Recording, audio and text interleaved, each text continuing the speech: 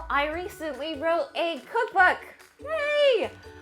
Vegan dim sum. This is dim sum in Chinese, and this is going to be a video where I explain to you all of the goodies. So I'm going to talk about what's in the cookbook, two, how to get it and the cost and everything, and then three, just some like FAQ stuff about the book. I want to plan to do like some fun things, like maybe live stream with you guys on a recipe that y'all vote on, and then we can finally, actually cook together and do something fun with this book, because there are a couple of more complicated recipes in here that I think it would be good if we were able to cook together and you guys can ask questions in real time, yada yada, stuff like that, okay? So first off, what's in it? This book is over 150 pages. There's 60 plus recipes in here of your classic dim sum favorites. I don't hesitate to say that if you have a dim sum in mind that you want to make, it is going to be in this book. So everything like your steamed lotus leaf rice to your cheng fan noodle rolls, everybody loves those, your shumai mainstays, as well as a really nice dessert section as well. Oh, I'm so excited about that. And then in addition, because I really wanted you all to be self-sufficient with this cookbook. Like, I know it's a vegan cookbook, I know things are hard to find. So I included a section like the meats of dim sum. So your ground pork, your meat crumbles, your meat chunks, your lapchang sausage, and of course the recipe that y'all have been waiting for, the vegan shrimp. Oh, it has taken a really long time to actually do that recipe. I tried it so much, but the reason that I included the meats of dim sum in there was I wanted this book to be like, when I give it to you, that you're able to make everything. I didn't want you to have to go to the supermarket and see like, okay, am I able to find vegan shrimp? Am I able to find, vegan ground pork? Let me tell you how the book is divided. This is actually quite cool. So the book is divided like your traditional dim sum menu would be. So steamed dim sum, fried dim sum, stovetop, oven made dim sum, a really strong section on desserts as well. Everything from your Chinese egg tarts. I show you guys how to make the shells, the dean dough, so the red bean filled sesame balls, everybody loves those. Egg custard buns, the kind of like the little lava buns that come out. There is so much, and so I don't really hesitate to say that if you have a recipe in mind that you're thinking of, it's gonna be in the book. It is as much a cookbook as it is a really comprehensive guide to how to make like any dim sum that you want. And because these are all kind of the mainstay foundational recipes, even if you are going to, a dim sum restaurant that's doing kind of like a modern twist on dim sum, they're coloring the things differently, they're folding the dumplings a little differently, all of the foundational recipes are in here. So you can adjust and you can make any dim sum that you want using this book. That was really the thing of like what I was thinking was, this is a cookbook, but this is really a guide to all things dim sum as well, that I don't think a book, maybe like in the English version, has been published yet. Like it's so comprehensive. The amount of research that I had to do to look into, like Chinese writings and Chinese journals and Chinese cookbooks, and to look at things like chef's tips, like things that I've learned through my travel, and how they really do it in dim sum restaurants. Like, it's traditional recipes, but the core techniques are in here as well in terms of how like traditional dim sum is done. You guys know me, we've been together for a really long time now, but I love learning about technique. I love traveling and learning about how different people cook, and this is a book that really does all that. Like, I give you the recipes, but I also give you the techniques as well, so y'all know how to, fish. I'll actually show you guys one of the recipes, and it's really cool how this book was formatted, because what I do is I give you a pantry, like a vegan dim sum pantry section at the beginning. Ingredients that you should be investing in if you're planning to make a lot of dim sum. What I do on the side in the ingredients section is I actually highlight each of the pantry item ingredients so that you know, like, oh, that's already in my pantry, I don't really have to buy that. Usually most of the things that you would need to get are, you know, kind of like fresh vegetables, mushrooms and stuff to accompany it. And I also have really good tips in here for each recipe, because of course, like, it's nice to be able to get onto YouTube and then see how it's done. That's probably the best way of seeing exactly how it's done. But there are so many tips in the recipes that sometimes, like, for time reason, that I'm not able to tell you guys or to express, and it would be better in, you know, a blog format or a written format.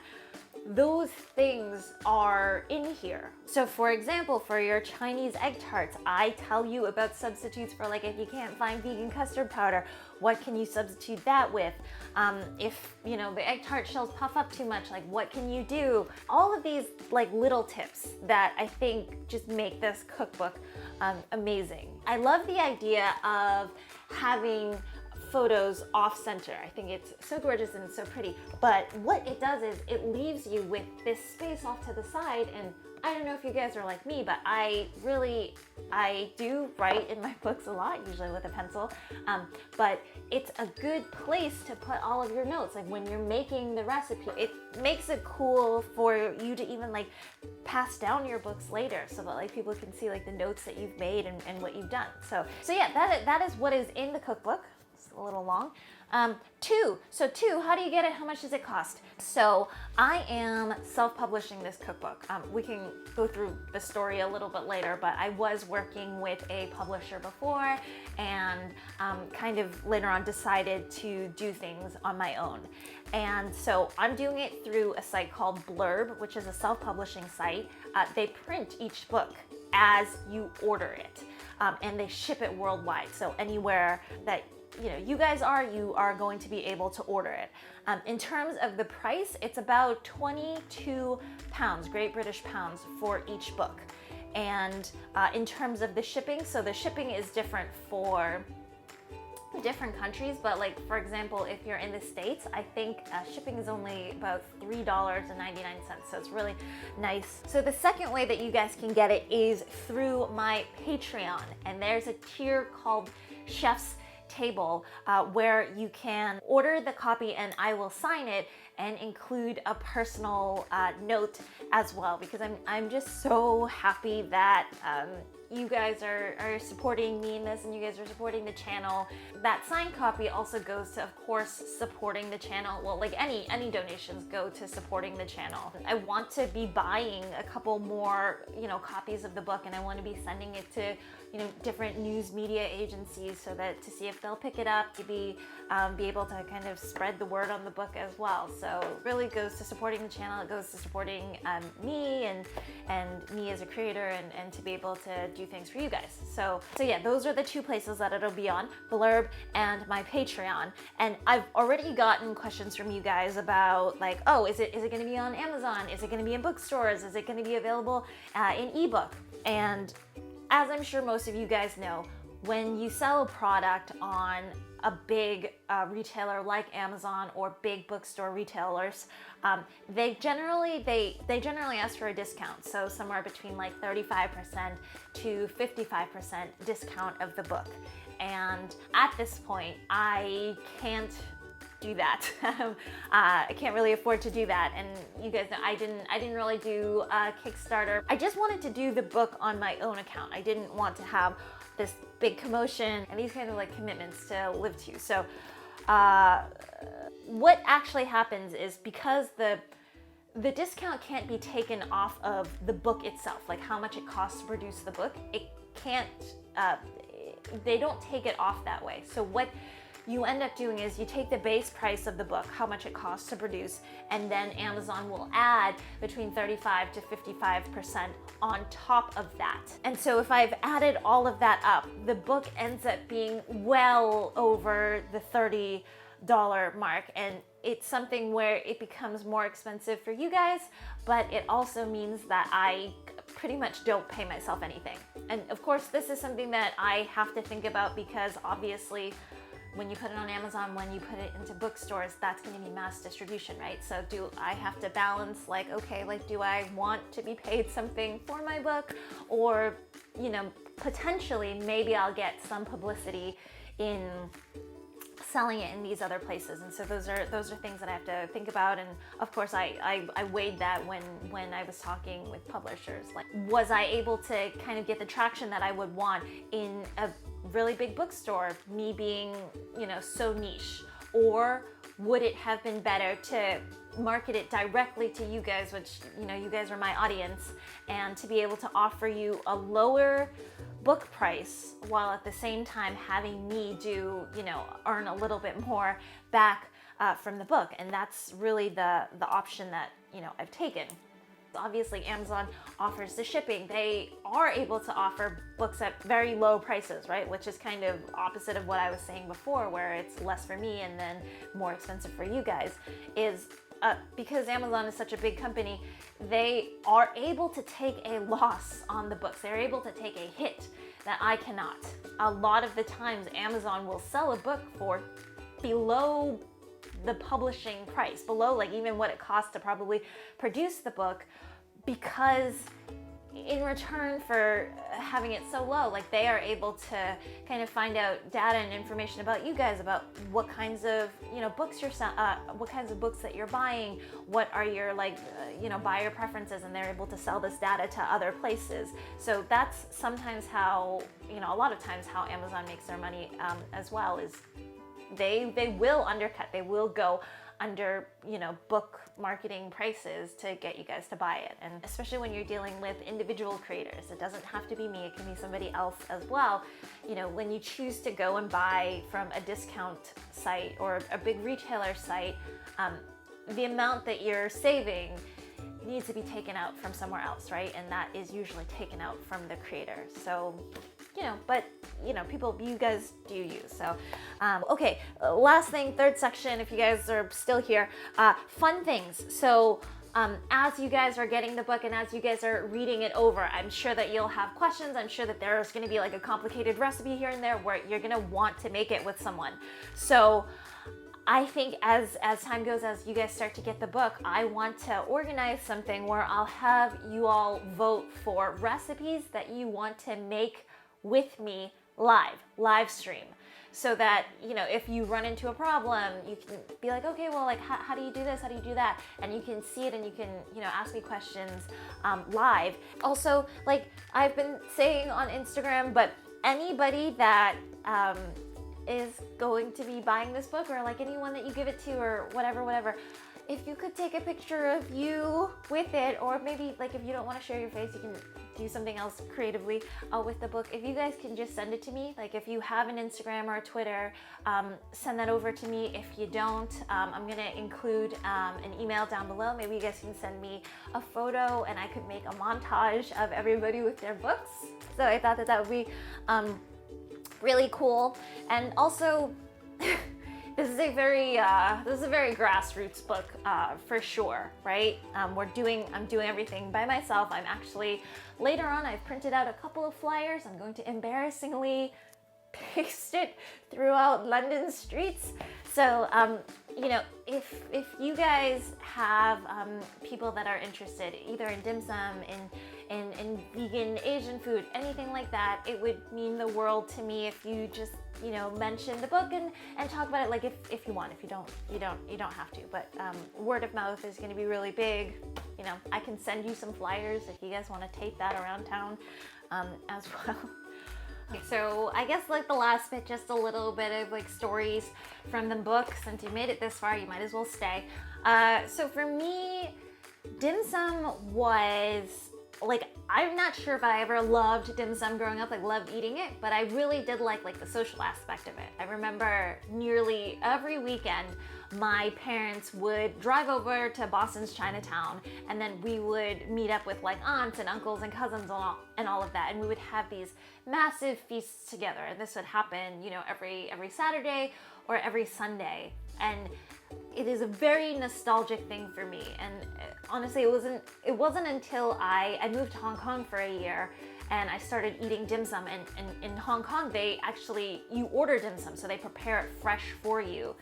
That I was like, oh my God, this is night and day.